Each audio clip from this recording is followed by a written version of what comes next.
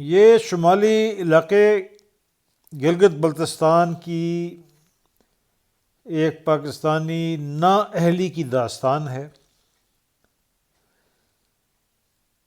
1971 میں 8 ڈویژن کو تو بہت انفینٹری کی یونٹیں دی گئیں، اور 8 ڈویژن میں کوئی خاص لڑائی بھی نہیں ہوئی، اتنی زیادہ کیجولٹیز بھی نہیں ہوئیں، لیکن شکر گڑھ میں یونٹیں بھر دی گئیں۔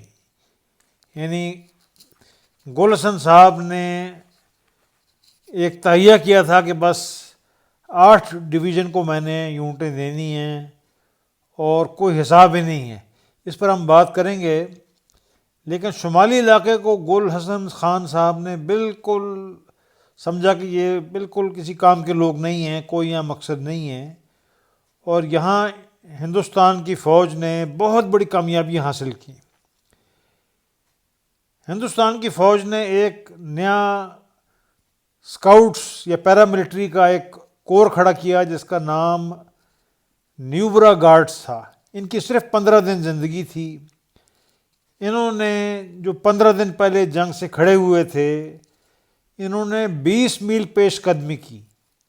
آپ سوچیں، انہوں نے شمالی علاقے میں نیوبرا گارڈ نے میجر چیونگ رنچن، جو ایک 1947-48 اور 1965 کی جنگ کے ایک بڑے منجے ہوئے ایک فوجی تھے، انہوں نے نیوبرا گارڈز کے ساتھ 20 میل پیش قدمی کی، اور انہوں نے کراکرم اسکاؤٹس کی 3 کمپنیوں کو شکست دی اور بھگایا ان کو اپنی پوزیشنوں سے۔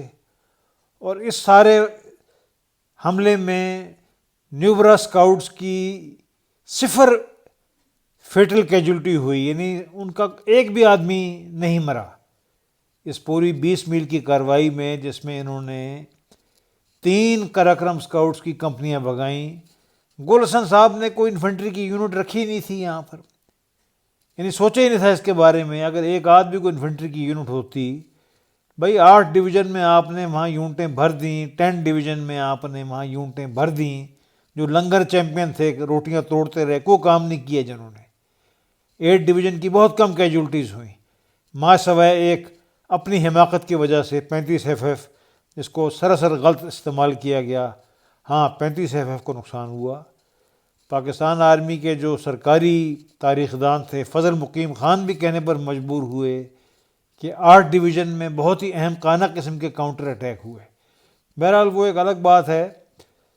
اب نیوبرا گارڈ نے بغیر کسی فیٹل کیجولٹی کے، بغیر ایک بھی ہلاکت کے 20 میل پیش قدمی کی، اور یہ آپ سوچیں کہ ان کے پاس سٹیل ہیلمٹ نہیں تھے۔ یہ جو نیوبرا گارڈز ہیں، ان کے پاس منکی کیپس تھیں، بالا کلاوا کیپس تھیں، ٹھیک ہے نا۔ ایمونیشن بوٹ تھے ان کے پاس، عام جو ہوتے ہیں، جو ہلکے جو بوٹ ہوتے ہیں وہ۔ اچھا، ان کے پاس واٹر باٹلز جو تھیں، اس میں پانی نہیں بھرا تھا، بلکہ رم اور پانی مکس کر کے بھرا تھا تاکہ وہ جم نہ جائیں۔ اب یہ آپ ذرا دیکھیں کہ یہ شیوک ریور کے ساتھ 20 میل نیوبرا گارڈز نے پیش قدمی کی۔ یہ آپ دیکھیں ذرا غور سے، یہ ایک نقشہ میں نے بنایا بڑی مشکل سے۔ یعنی ان کا جو بائیں بازو تھا وہ چور باٹلہ پاس تک پہنچا، اور آپ یہ دیکھیں 20 میل انہوں نے یہ سب علاقہ جو تھا، انہوں نے ترتوک، تیاکشی، تھانگ، یہ سارا علاقہ لیا انہوں نے۔ یہ آپ دیکھیں نیوبرا ویلی میں۔ اور اسی پاکستانی حماقت کی وجہ سے پھر سیاچین پر 1984 میں انڈینز کو پہنچنے میں بڑی ان کو کامیابی ہوئی۔ یہ دیکھیں میپ ہے، یہ 10 میل کا سکیل ہے، یہ اس کا آپ دیکھیں، یہ انہوں نے 20 میل نیوبرا گارڈ نے ایڈوانس کیا، 3 کراکرم اسکاؤٹس کی کمپنیوں کو بھگایا، اور ایک بھی بندہ ان کا نہیں مرا اس میں۔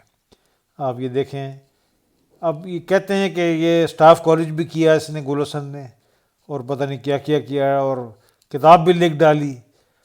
اچھا، انٹلیکچوئل آنیسٹی، ڈس آنیسٹی اتنی ہے کہ شوکت رضا نے اس ساری پسپائی کا ذکر ہی نہیں کیا۔ گل حسن نے بھی اس کو اپنی کتاب سے بالکل گول کر دیا، بہت لمبی چوڑی کتاب چھاپی ہے، اس میں بڑے بڑے اس میں دعوے کیے ہیں، لیکن اصل بات نکال دی۔